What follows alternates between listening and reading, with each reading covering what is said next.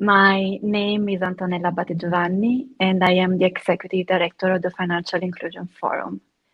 The Financial Inclusion Forum is a London-based organization, and since 2005, we organize events and discussion around financial inclusion topics. We are here today because as part of our strategy is to inspire the new generation around financial inclusion. And back in the spring, we organized a roundtable with students from university in order to discuss what is financial inclusion for them. And the discussion was so inspiring and so rewarding that we wanted to bring the discussion a little bit further. And during this conversation, we crossed paths with an amazing organization called Moneymaticks. And I am so honored and so glad to have Tina with us today. Hi, Tina. Would you like to introduce yourself and Moneymaticks? Absolutely. I've been looking forward to this. Hi, Antonella. Hi, everyone on the call. My name is Tina Matembe, and I'm the founder of Moneymaticks, which was set up because of my lived experiences moving to the UK over 15 years ago and quickly becoming financially vulnerable because I could not navigate the system. Certainly wasn't accounted for without having a credit history and not understanding how money worked here. I was coming from a cash-based economy, moving to the UK, which is heavily credit-based. And so we set up Moneymaticks, which is an innovative platform designed to provide comprehensive financial education and empowerment for people who are what I call untold stories. That's typically young people, families, and internationals. So international students are a big part of our focus. As we're running this work, we mainly offer youth programs where we run money camps. We've just actually come back from a money camp, so my team is really cream crackered. We just had a youth money camp at the weekend with Edinburgh University Business School.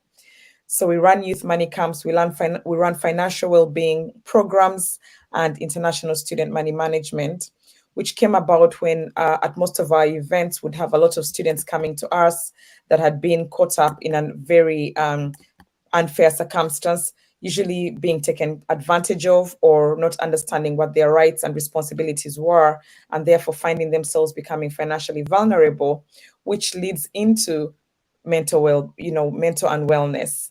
And so we found it really necessary to start delivering programs for international students as well. That's a brief background about me. Thank you very much for sharing. And I'm very glad we came across to each other because as part of the roundtable that we conducted, some of the finding that we found is that students really need financial literacy, financial education. We interviewed students from university and they were home-based, international students, and they all led to one conclusion. University might need to play a role in educating and empowering students. We discussed about this several times, and we wanted this conversation to be lively and to be interactive, and we didn't want to report what the students said. So we actually invited the students to this conversation to make the conversation more stream and to actually, for them to actually share their experience with a broader audience. So I'm very happy to introduce the students, but before I do that, some housekeeping. If you are interested in a specific subject that has been covered, please drop a message in the chat box. If you have any burning question, feel free to ask through the chat box. And if you are a university or representing a university, we will be very keen to hear from you. So introduce yourself in the chat box and make sure that you say hi to us. So without any further ado, let's introduce our student, Yuji. Maybe we start from you. It would be interesting if you say a little bit about you and what has been your financial journey actually to coming to the UK. Yeah, sure. Hello, everyone. Nice to meet you. My name is Yoonji. I'm from South Korea. I'm really happy to be here today to share a bit of my own experience as a university international student. I moved to the UK at 17 and spent about 5 years there, so I had to learn pretty quickly how to manage my own money in a new environment. And I understand that things like budgeting, saving, and just making sure that you're not overspending is really important.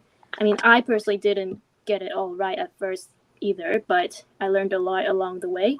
And I believe we all have a good info to share here today. So, welcome.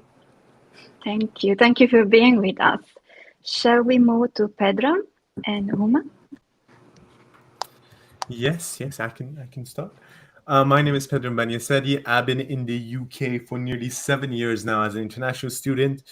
2 of those years, I worked as a student union president, as well as a UKISA ambassador. So I have the perspective of both being an international student and as well as the perspective of being a staff helping fix international student issues. I came into the UK from a cashless society that is Sweden. I didn't have a bank account here. So my parents gave me thousands of pounds in cash to bring with me. The introduction at the university was welcoming, thanks to the great work of the Students' Union as well as the residential staff. However, I received no training or support regarding how to budget and how much my costs will be. So I did what many students would do in that situation, which is being very careful with my spending. In my first 3 months, I ended up saving a lot of money, but not having the best freshers experience because of it. Because, for example, the wristbands to attend fresher events cost £50, and joining societies and attending social events also cost a lot of money. I'm here today to share some of my experiences with the universities and offer some practical steps on how we can address financial mismanagement among students. Thank you. Thank you very much, Pedram. Huma? Sure. My name's Huma Hassan. I was an SU co-president like Pedram, and that gave me the opportunity to advocate for student well-being and equality at the university.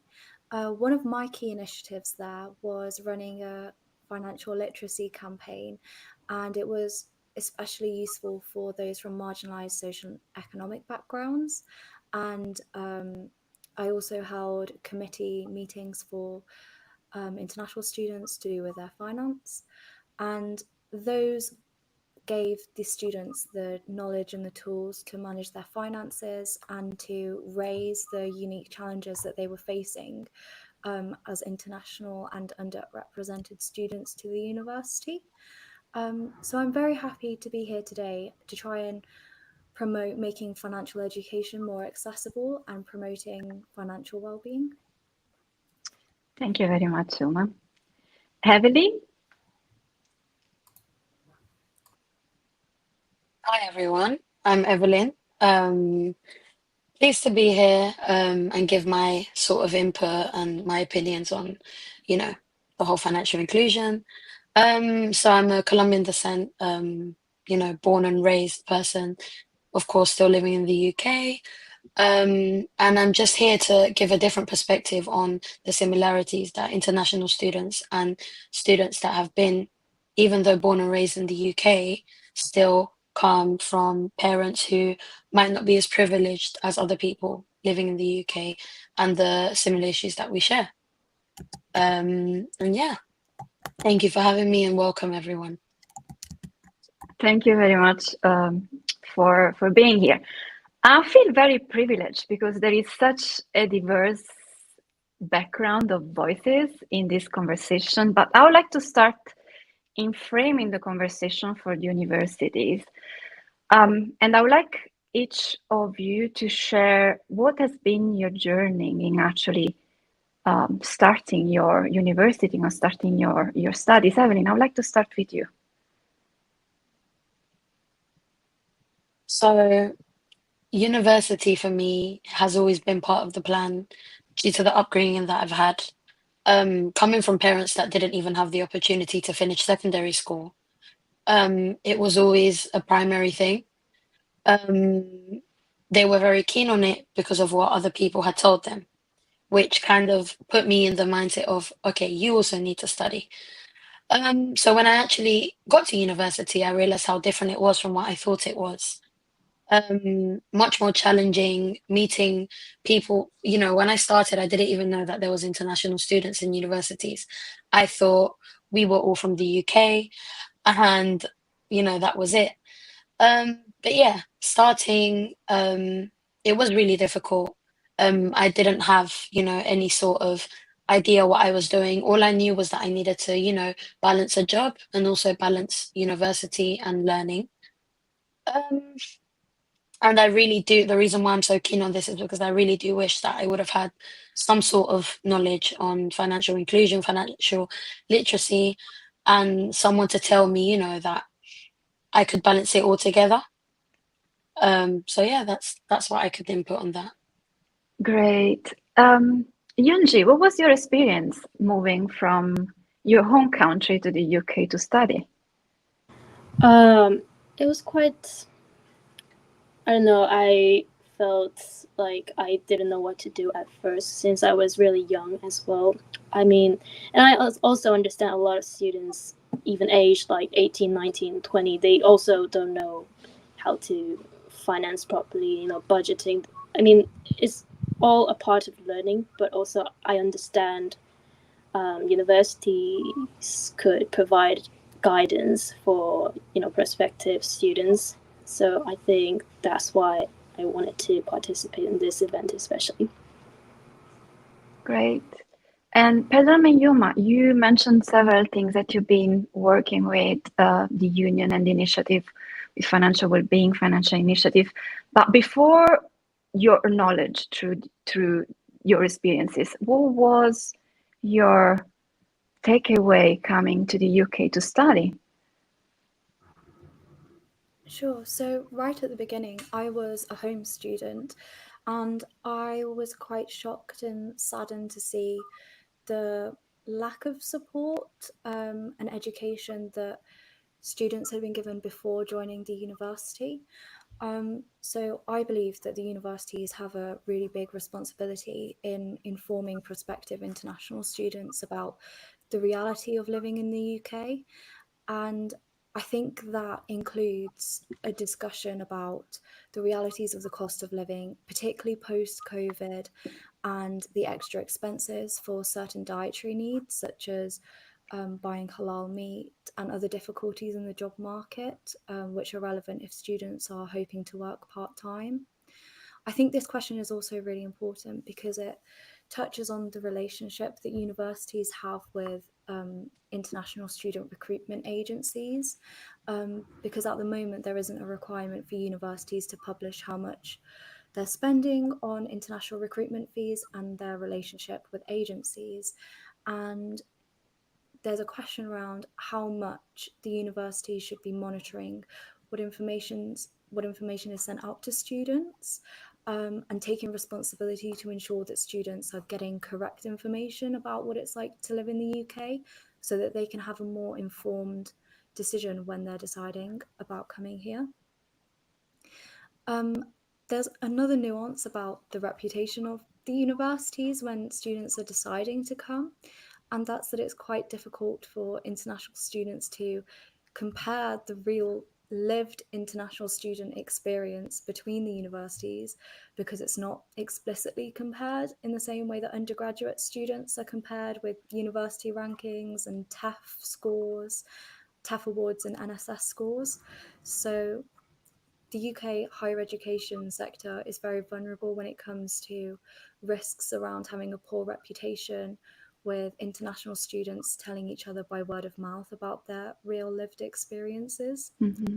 But we know that international students need a lot of really robust support when they come here, especially work that's preventative to stop students from falling foul of predatory loan sharks and scams that they don't necessarily know about when they're coming from cashless societies. And also, the responsibility from universities would be to look after international students and prepare them, would be much more, it would be a lot better in terms of supporting students' mental health, so that they don't feel worried about the processes of setting up a bank account, which would then enable making smoother payments and getting part-time work if needed. you touched base on two main things that I really would like us to dig deeper. And I'm going to start with you, Pedro, because you said that you're coming from a cashless economy and you had to bring cash with you. And I would really like for you to share with us, what was your experience in opening a bank account, managing the cash, and how, in practical terms, was the experience for you? Yes, of course. It was a bit, it was my first time handling the amount of cash that I was handling. It was a lot of thousands of pounds. So that was very scary. And there was a lot of uncertainty with it, as others have mentioned. Fortunately for me, I kind of expected the uncertainty and I was excited by it. It was a new life. I wanted to learn new things. And if I had to learn it the hard way, I had to. I mean, I understand that's a privilege that many wouldn't have. But I've personally found it exciting. But in terms of how it was, opening a bank account, first of all, you have to research which bank account to open. I went on a website, I compared them. Some of them said they give you overdraft, they give you a large overdraft allowance. Some of them said they will give you Amazon voucher. And that sounded great. So I chose one. I went to the bank. It turns out that that's only for home students, and I wouldn't have any overdraft allowance. So yeah, that was very disappointing. So then from that point on, I realized I just had to just choose one. I chose the biggest one, the Barclays, I thought, and I made an account there. I had to bring my passport. I had to go back home, grab my passport, bring it. It was a long process. That day or two was stressful, but when it was opened, I was very thankful for it, and that really set me on the right path. Yeah.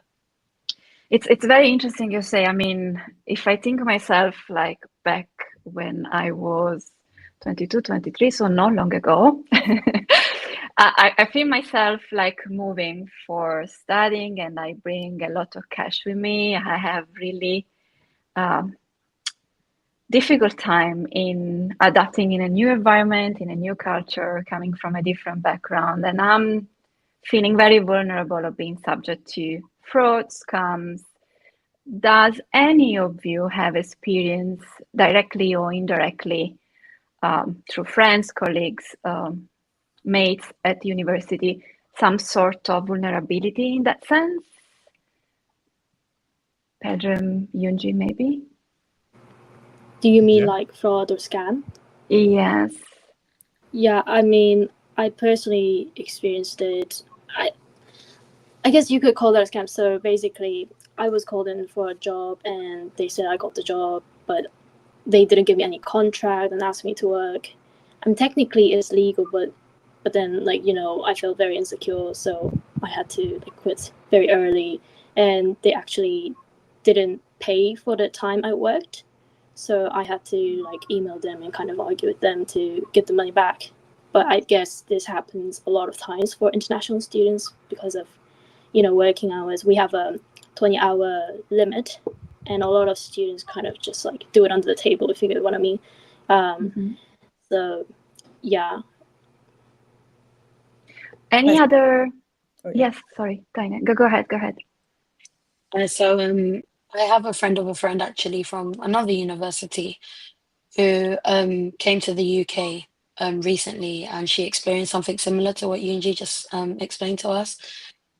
Obviously, international students cannot work any more than 20 hours a week. So because she couldn't afford and she couldn't, you know, all her parents had given her just enough to come here, and she needed to find her way out. So she was having to, you know, do cash in hand jobs, etc. And a lot of the time they would pay her less than they told her they would pay her, or just wouldn't pay her at all. And you shouldn't have to experience this. You shouldn't have to struggle to the point where, you know, you're having to clean toilets or put up with, you know, bad experiences, you know, because you can't work anymore legally. Yeah, I think there's also something around understanding your rights as a whole. I remember when we moved to this country, we had a similar experience to what Pedram just shared around you can't open a bank account because in our case we had too much cash. We literally had the police called on us actually because we had been to several banks. Our accounts couldn't be opened, and we just got frustrated and, put money on the table and just said, you need to take this off us because we're really getting concerned, moving around with cash all the time.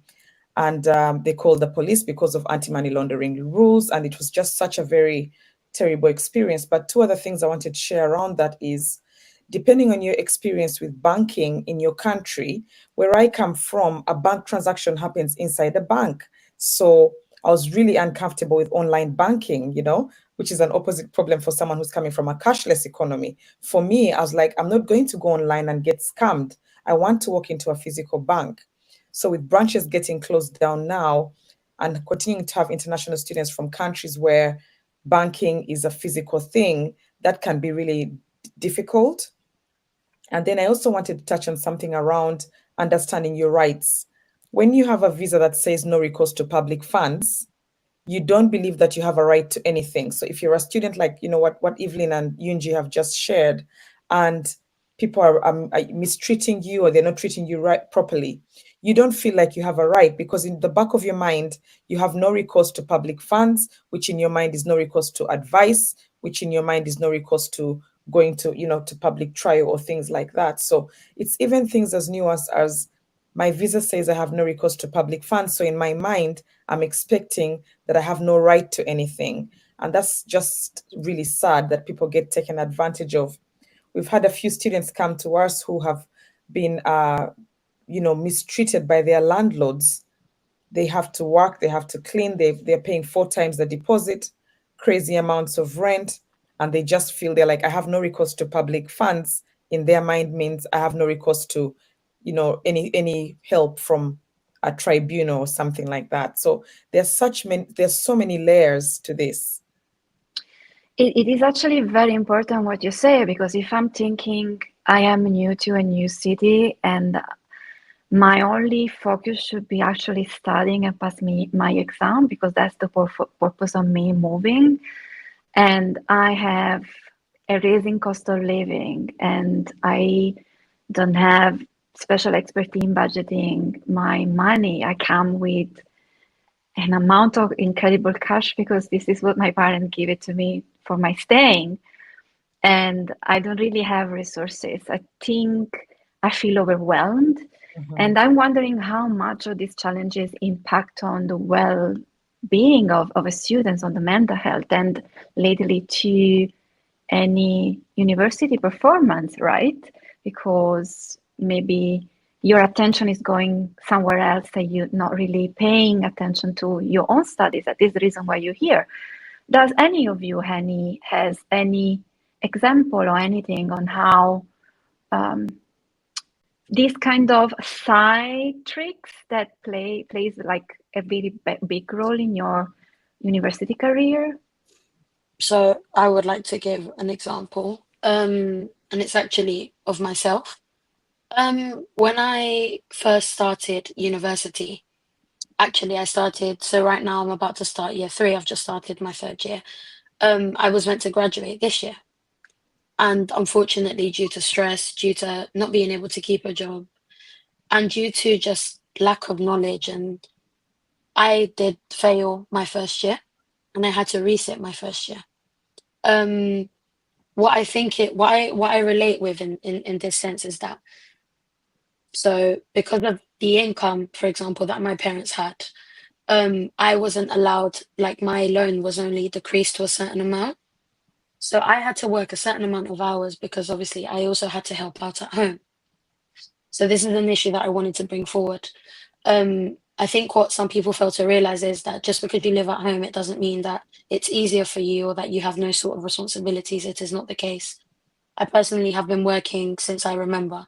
And of course, it adds a lot of strength to you and it builds you up in a way that maybe someone that hasn't had those necessities, is, but it does really affect you. It affects the way you study. It affects the way you socialize. It affects your mental health. It affects your personality. For me personally, it affected every aspect of me. And I just remember feeling the anger, and not being able to, communicate with anyone because I spoke to my financial, no, to my academic advisor at the time, and they told me, look, it's a legislation, it's part of the university. I can't let you pass, even after explaining everything I was facing. But also not having any support, not having support. Even though I was sending emails or I was trying to find ways to be helped, no one was really helping. And unfortunately, I know I share this, the same. I know that many people around me share the same experience, and they may not be so vocal about it, but it is a very ongoing problem, and it happens to many working class, members. So Yeah, it is. It's very interesting because there is so much attention on mental well-being in nowadays, and university plays a big role because it's part of the ecosystem. Is where you should learn how to thrive and succeed in life. I'm also thinking about maybe Pedram for you and also Huma, since you're working with the union, how much these challenges impact students. Do you know any case of dropout of people, back to the example of carrying the cash, gambling the money, and not having the cash to pay the school fees anymore, the tuition fees anymore? Yeah, so I have examples of students who have fallen foul to gambling addictions and loan sharks. But I think what Evelyn is also saying is really important because there's a very complex situation with the cost of living, especially post-COVID in the UK. International students and home students sometimes don't realise quite how expensive it is to live while at university, or just have to contribute anyway to working to get by. And so they have to work at the same time as studying, and that really impacts their ability to do well in the course. And so universities need to really look at what does studying in a modern society realistically look like, because home students aren't coming into lectures because it's more economical for them to work during a 9 to 5 and get paid for it and then look back over a lecture or look through their notes. And the international students are coming in because they've got an 80% attendance requirement. So what does studying for these two different groups of students look like in a realistic way that's manageable for everybody, which supports their well-being and is also supporting them to actually meet the course requirements? And that might mean giving students different skills in this world after AI has come out. Yeah, was there something that you wanted to ask? Yeah. I just had another example on top of that. It is about debt to the university, something that students are very, very stressed about. And we had a lot more than 50, at least, students coming to us about was, and they're not supposed to come to us, by the way. So the fact that they come to us, I wonder how much the actual advisors, the money advisors, were receiving these inquiries. It was about debt to the university in regards to course fees.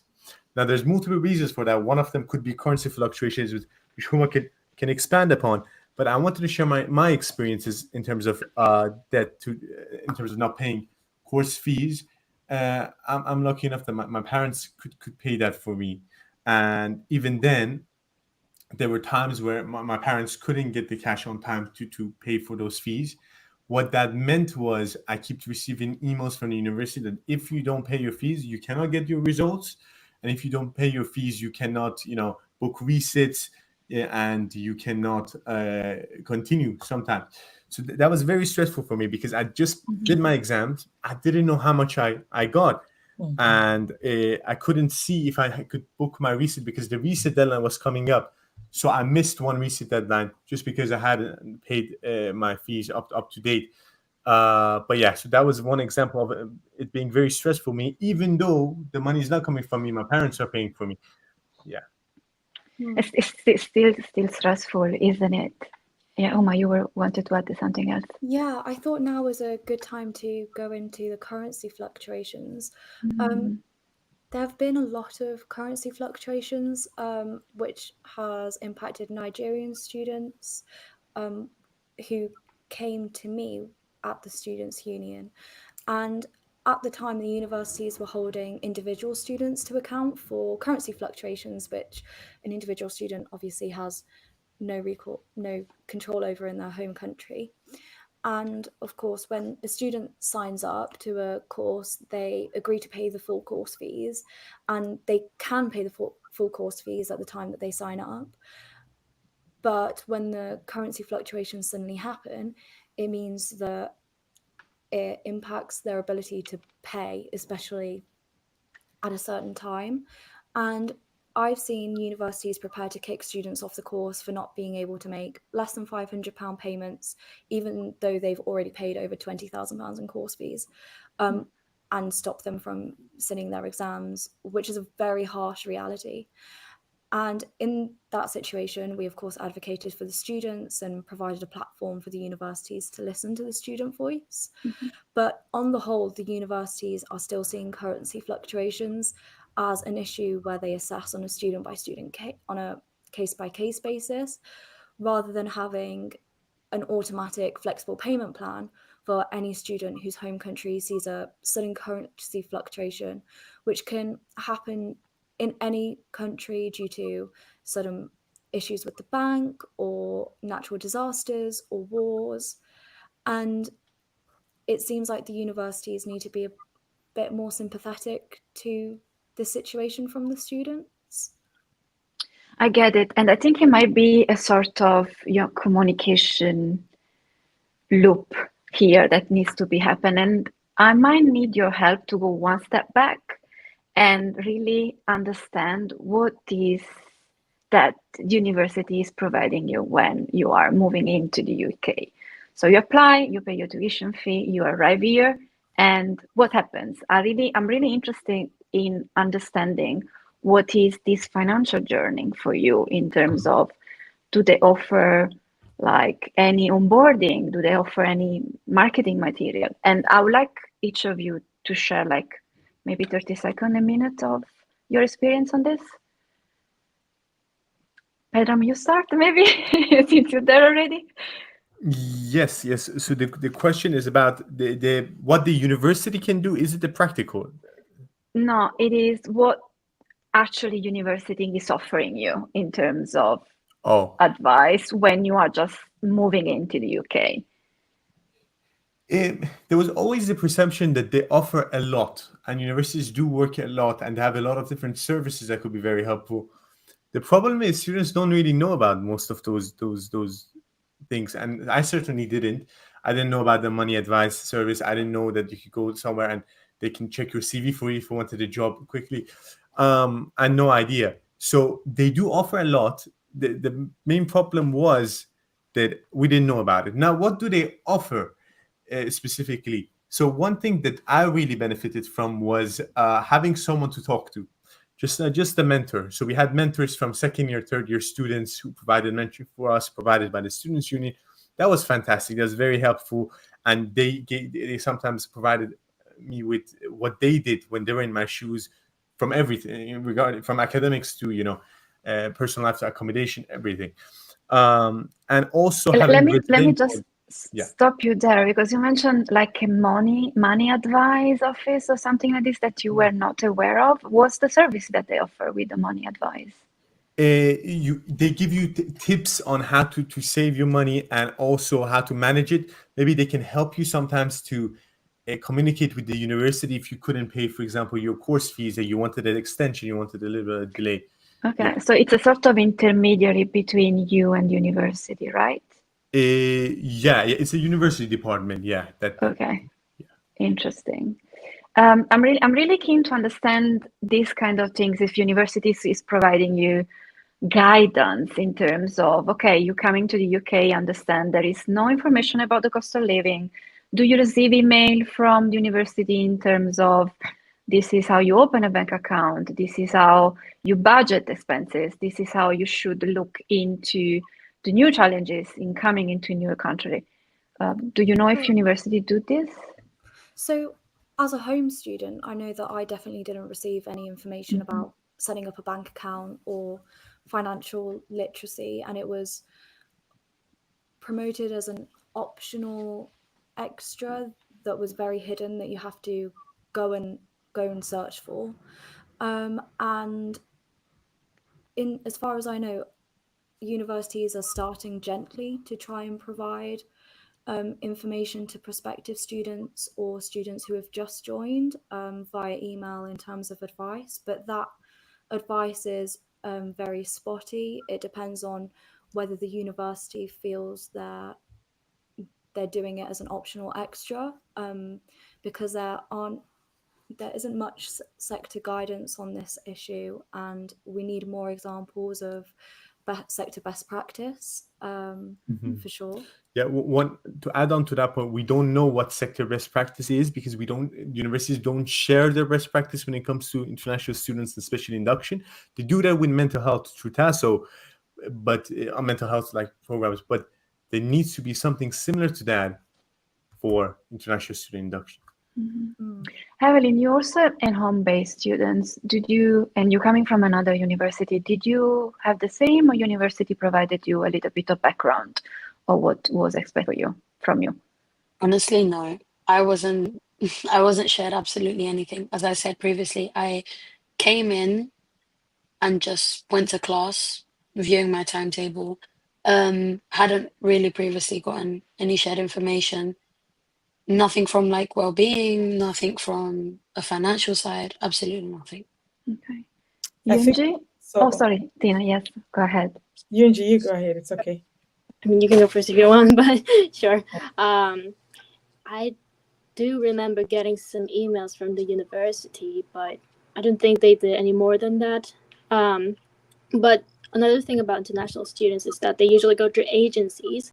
So sometimes they might not have direct communication with the university, and they might not understand the situation before actually going there. You know, I personally didn't even visit the city before actually enrolling there. So I think that's sort of a vulnerability for international students.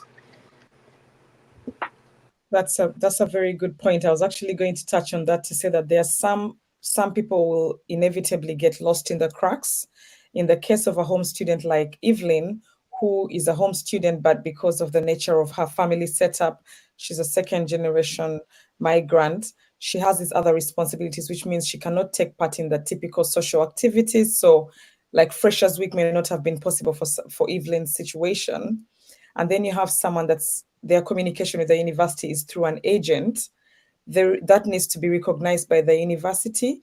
And when you have the contact time with the students in classroom or school, there has to be a setup to then utilize that to support them, because there's a lot of people that are not accounted for in any mainstream services. So the reason I brought that up is because you mentioned something like an email, you know, the emails. You have all these emails coming in, you have work, you have uni, and you have family responsibilities in the case of a home student. Or for the international, you're thinking about all these things. So an email alone is very easy to miss. And when it's your third option, it becomes difficult. I really want to bring this point, and I want to bring it up later on. And because I think it's very important what we are saying here, and it might give perspective to university on how to take action afterward. Yuji, I want to stick with you a little bit more because I know you a little bit by now, and I know that you are very proactive. And I want you to share with us your journey in actually work on your financial education, on the experience that you had in the UK, and how you proactively search for different ways to get across, even if you didn't have too much support from any university or any mentor. Sure. I actually want to touch on what Evelyn mentioned earlier about the social aspect. So although I'm an international student, my budget wasn't really high, so I missed out on a lot of social events, and it kind of gave me sort of a FOMO. And, you know, I tried to interact with local students as well, but most of the times they meet people at these social events. So unless you attend these events, it's a bit difficult to socialize. So there's that. And also, yeah, for everything else related to finance, I just needed to figure it out on my own. You know, Some students don't even know what council tax is, and they just end up paying it when they don't need to. They're exempt from it. But I need to figure out how tax is calculated, and also there were some bursaries available at my university, but I also didn't know they were available to international students as well. So I ended up not asking for it, but then I think it would have been really great if the university sort of just informed us before we started university, because I think they have this sort of a stereotype for international students. Oh, they must be all wealthy and well off, but I don't think that's true for a lot of students. So yeah, I think that would be great. Thank you very much, Junjun. You're really making a beautiful point here. I wonder from the university side, and Tina, maybe this is one for you since you have been working with universities so much for so long. What is the cost for the university to overlook these issues and not really take into account the financial inclusion, the financial challenges that international students and home students face? Well, as Yunji said, first of all, it's a big issue for mental health. You're not socializing as you're supposed to be socializing. You're not interacting with your peers that you're meant to be, interacting with. So quickly you get depressed. It quickly turns into a mental health situation that could have been averted if you had a mentor, for example, that you're able to speak to or ask, or if you even understood what you had a right to. And Yunji has just raised the point beautifully around you're seeing bursaries, but you don't believe they're for you. Also, you're stereotyped to be a certain type of international student. And even if you were, let's imagine you are wealthy, all your money is getting spent very expensively. So you have very little to live by, and all these added, nuances. So it's terrible. And then the other thing we need to realize is that the students that you have, your alumni, become your advocates, right? And so if you've not looked after the international students well, it's going to affect the next intake of international students as well. So really, it makes sense for a university to take part in the well-being of the international student, not just from an economic point of view, but also to ensure that the students can perform better. Because, I mean, from what Yunji is explaining, if you come into class every day and people have been hanging out and you're the one that's always missing out, it doesn't make for a good experience overall, and it spirals into so many other issues. It's a very good point. It's the impact on university is not just financial; it's also reputational, and I think it is very very important to do so.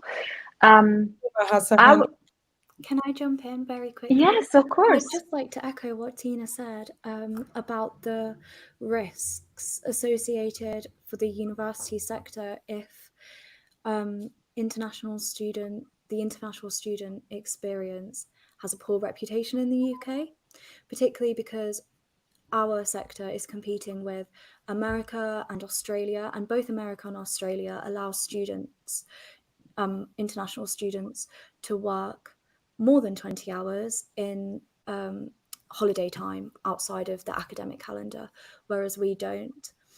Also, our recent question about whether the graduate route visa is going to stay for students, and that used to be a very attractive opportunity, and it still is for international students, but that whole question that the government raised as to whether they're keeping it or not was widely publicized around the world, as have been the riots recently.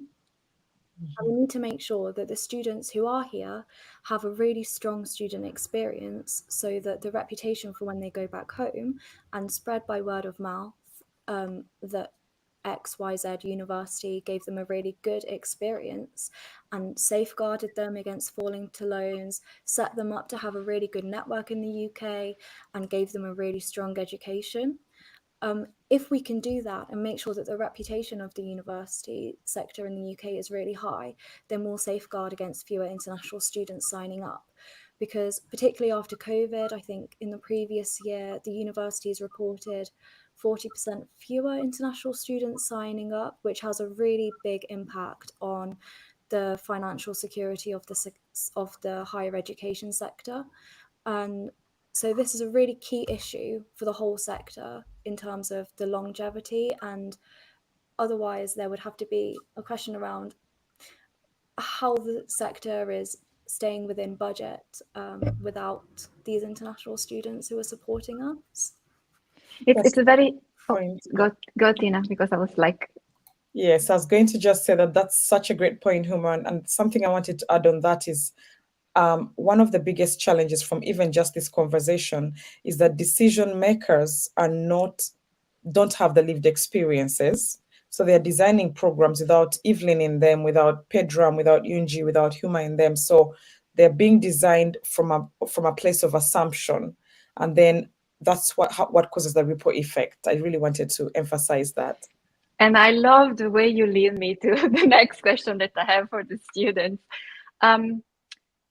I would like you to share one point that you think is relevant for university to consider in order for them to be more inclusive of international students and also home students, accordingly to the financial choice. So one is what universities should do in order to be more efficient in this space.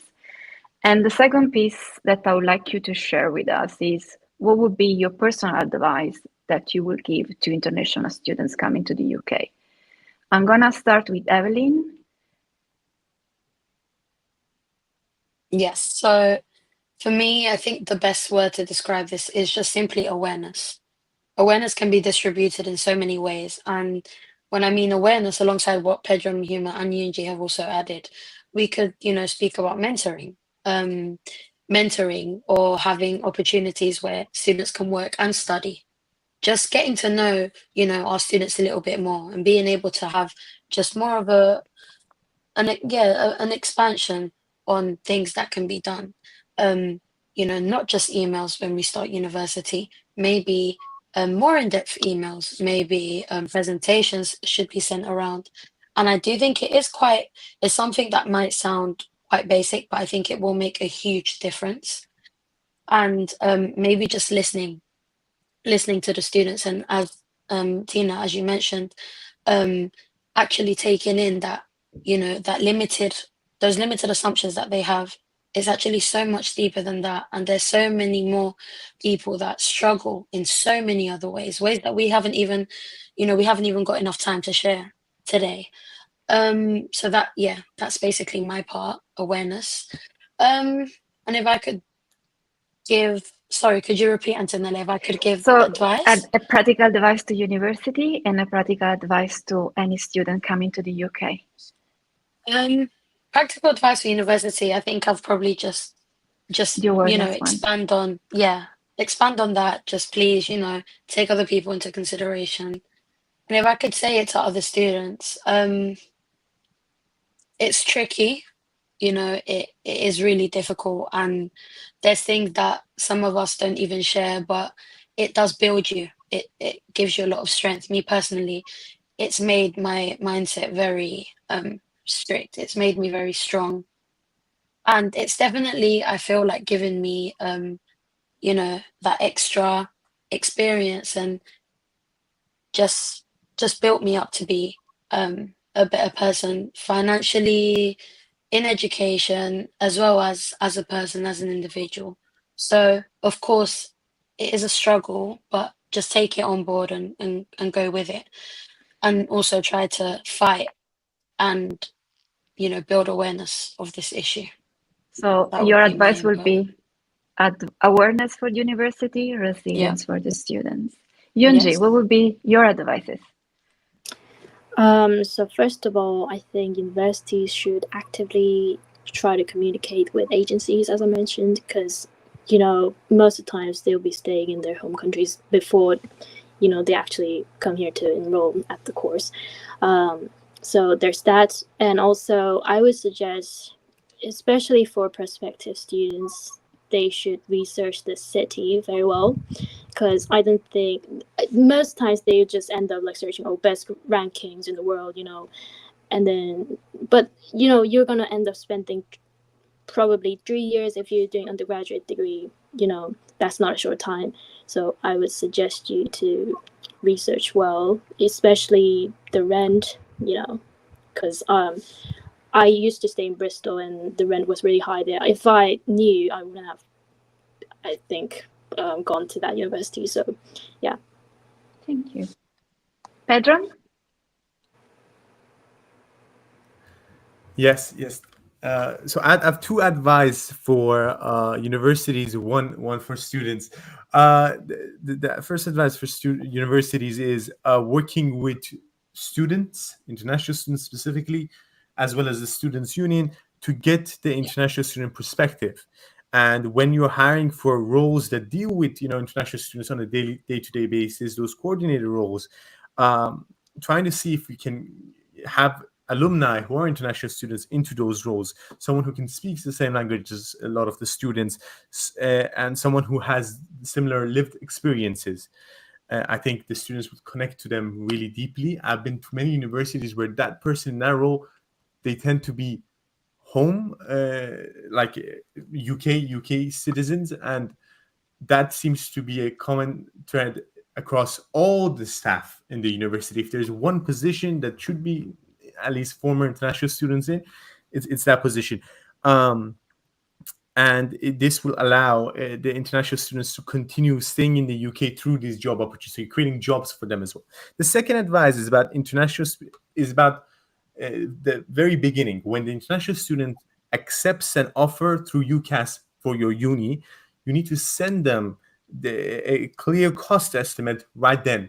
So when they're making a decision from that early on, they know how much the accommodation, grocery, living costs, university fees are, and how much it will increase next year, because we didn't know it would increase in the second year.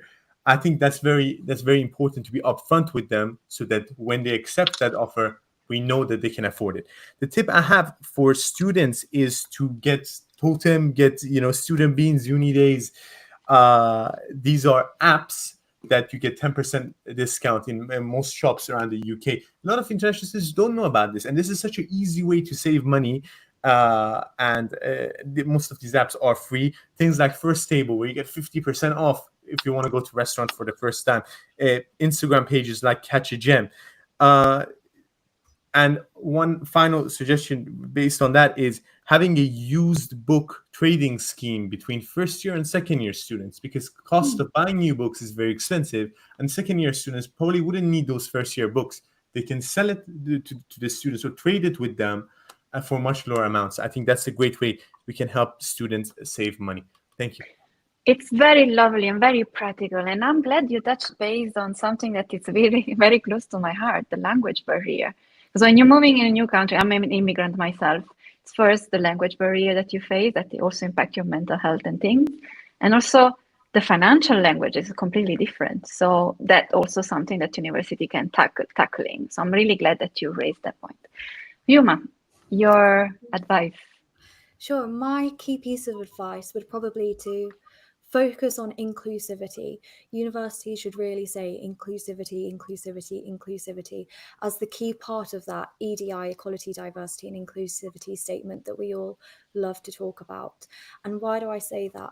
That's because inclusivity in the course design, in posters in the classroom, in the examples of mentors that you bring in, or guest speakers that you give, the examples that you're using in your course content, pictures in your textbooks. If students can imagine themselves as the doctors, the lawyers, the working professionals, particularly for students from marginalized socioeconomic backgrounds, then those students imagine themselves in those professions, and that can contribute to them doing better in their exams and addressing that awarding gap. But also it will lead to a greater sense of satisfaction in the course and feeling of belonging within the university. And with that feeling of belonging will also come gently better performance as students want to engage more in the course.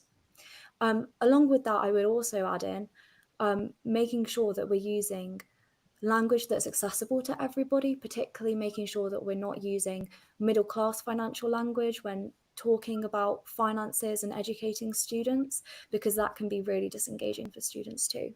So really know who our students are and tailoring everything to them to make sure we're inclusive.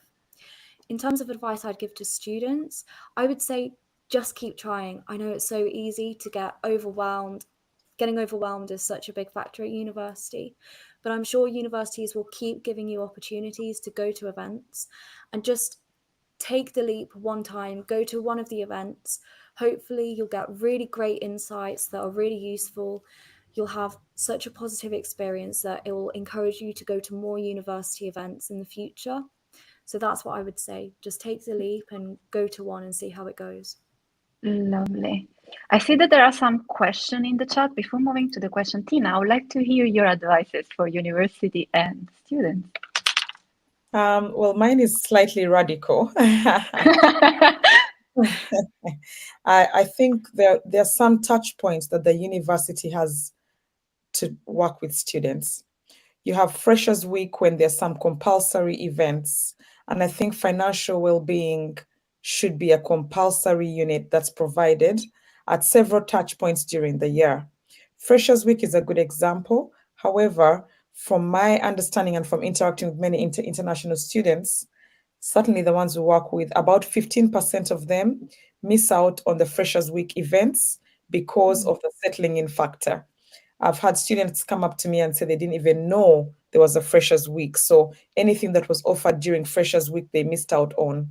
Other international students, due to visa restrictions or anything, may also be late to come into the country. So when you're offering services during Freshers Week, just remember that for international students, there may be an additional nuance. So put on additional events throughout the semester where they're compulsory. So you say you need to attend a certain number of units, financial well-being being one of them, and you have an opportunity either at the start of the year, the middle of the year, or the end of the year.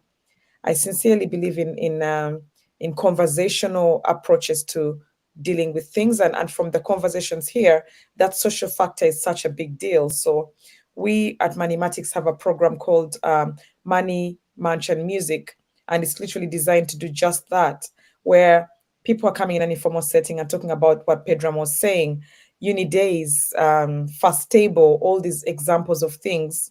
It doesn't have to be expensive. The university can afford to do that because it's a way to bring people socializing without them having to spend money. So trying to engage the students in a way that is not demeaning, making it a fun and informal thing, and making some financial well-being compulsory to attend, I think is really important. For the students, the emphasis on, I'm thinking about how there's so many different types of students. We looked at Evelyn's situation where she's a home student, but she could have all these situations going on as well. I think it's finding the one small thing that doesn't intimidate you as much and trying to take that away. If it's a professor that you feel you can talk to, just going to that first person is really important sometimes to open up, because it's not always practical to tell students to go and attend events. That's not very practical. But can you find one person that you can confide in and talk? I really believe in the power of talking. Someone will have gone through what you've gone through, and just give it a try. Amazing, amazing, and very lovely advice that I will take it for myself as well. There are some questions in the chat. I'll be reading them up. Maybe Tina, you help me answer them first, and then students feel free to jump in if you want to add anything. So question number 1. Hearing this, it seems that much of this advice support could be beneficial for all students in general, many of whom may have left home and have linked knowledge about managing finances.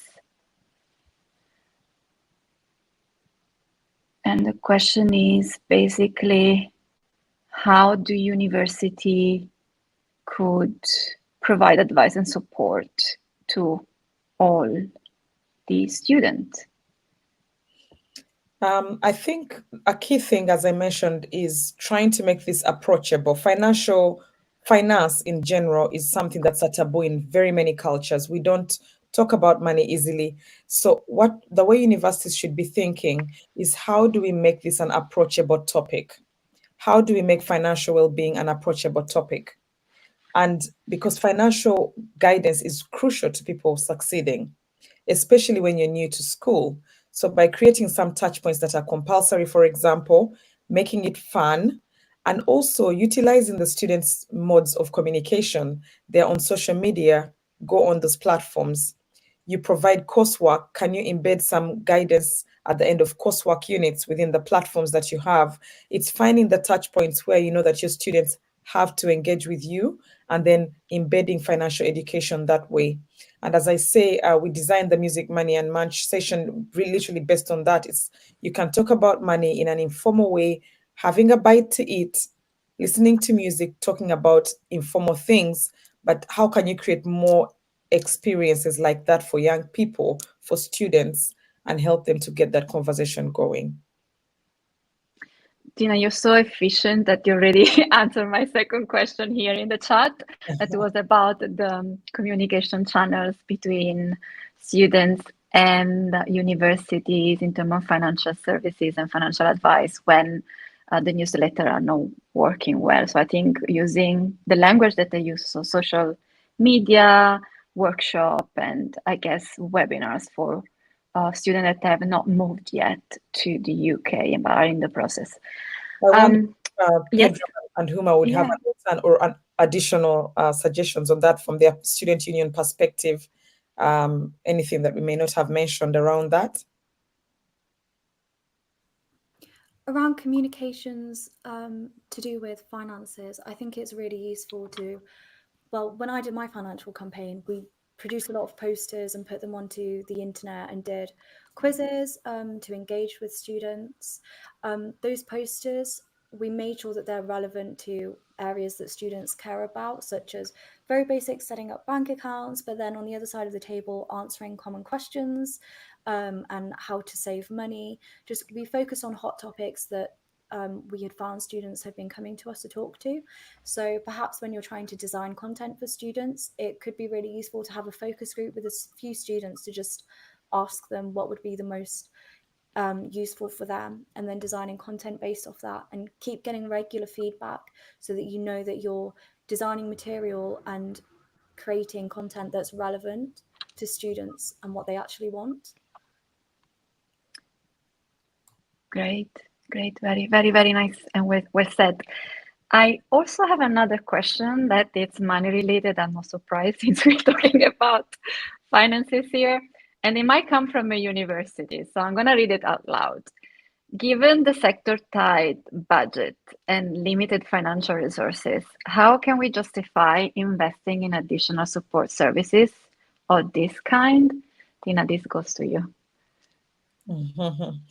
I think I'll ask a question back. Can you afford not to?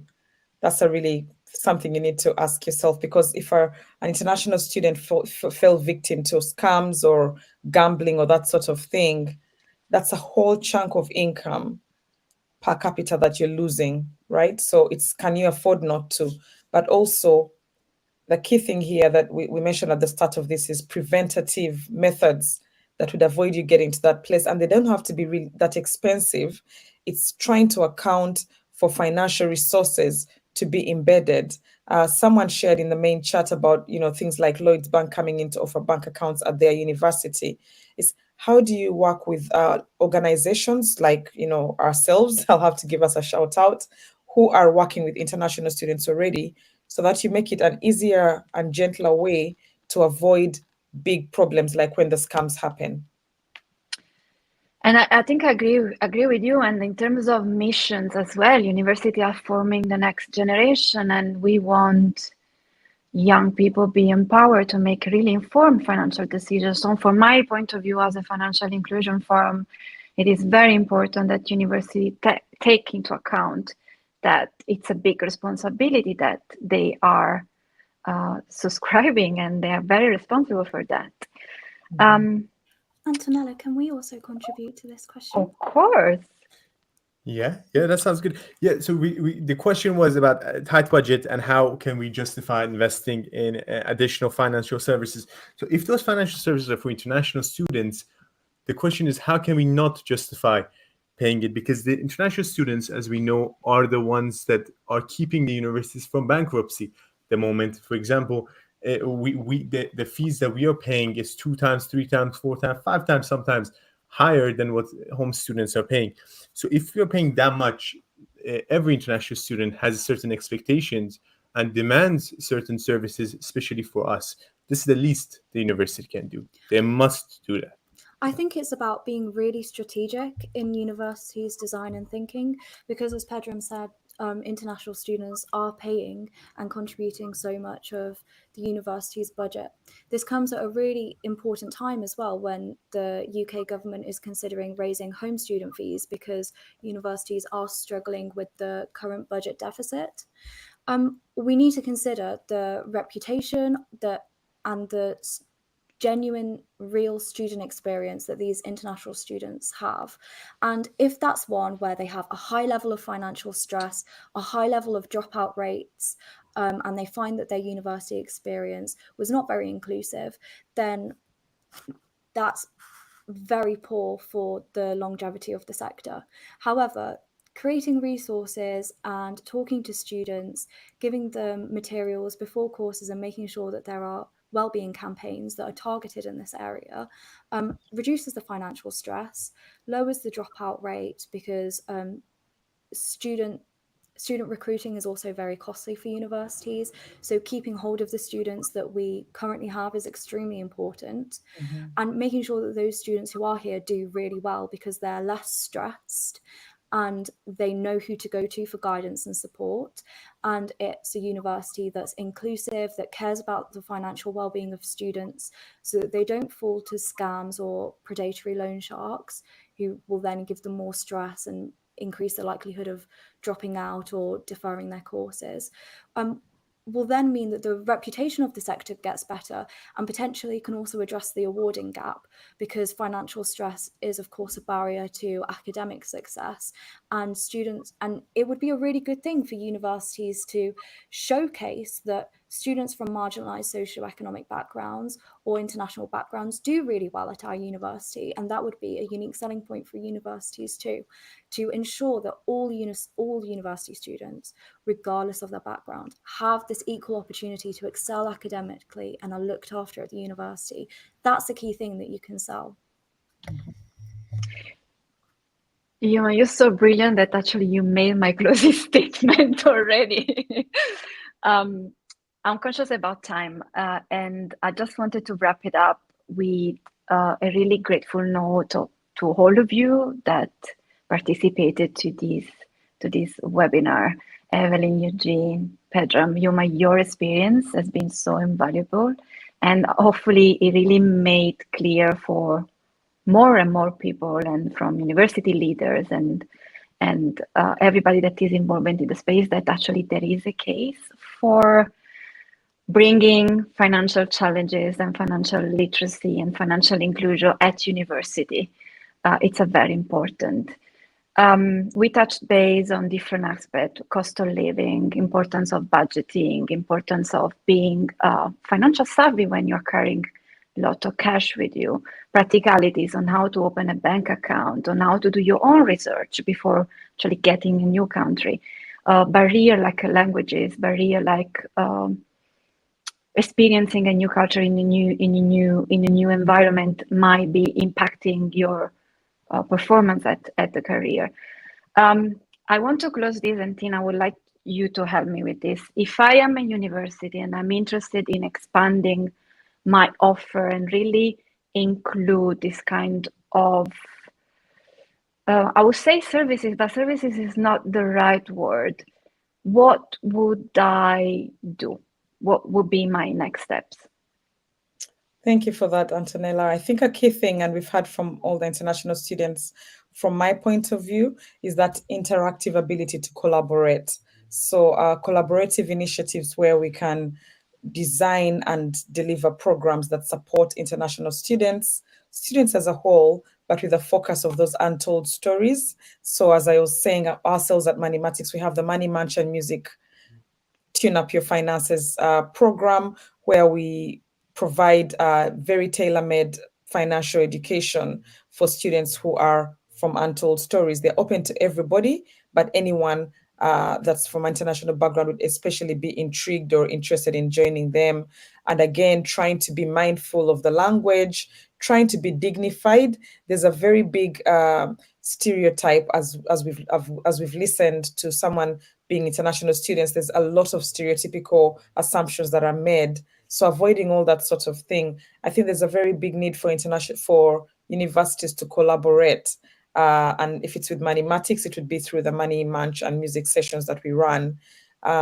Also, the involvement of student unions and very strategic partnerships throughout the university students' experience is really important to help them navigate things, because as we've seen, we talked about visas, for example, we talked about these very individual circumstances, someone who has still a home student but has other responsibilities. It's how can you personalize this as much as possible and ensure that these conversations are being heard. So creating those safe spaces is really important. And there is, events are such a good way to do it. So utilizing things like your Freshers Week, but also finding other touch points throughout the semester to use to provide financial education is really important. And I can't emphasize enough how financial education is not thoroughly taught in school, not thoroughly taught through any course, because when you've gone in to study medicine, for example, you're not there for a financial education point, so, financial education per se. So we have to be really intentional in providing these touch points, because it quickly spirals into mental health issues and other lifestyle challenges that we can't reverse. Thank you, Tina. And I want to actually close with another appreciation to you for enable us to bring this issue wider and be loud about what's happening and how the university can contribute. Thank you to the audience for dedicating a little bit more than 1 hour to us to listen in, and to university attending this webinar. Feel free to reach out. I really look forward to continue this conversation online and offline. And thank you. It's been very rewarding, and I'm leaving this webinar with a richer sense of financial inclusion and financial awareness between the young generation. Thank you so much, everyone. And to you, Antonella, as well. This has been so collaborative. Each and every one of you, Pedram, Huma, Yunji, and Evelyn, you've shared such great insights, and it's been so amazing preparing this together. And thank you to the audience as well. Thank you much all, and feel free to reach out. I'll see you the next time. Thank you, everyone. Bye, everybody.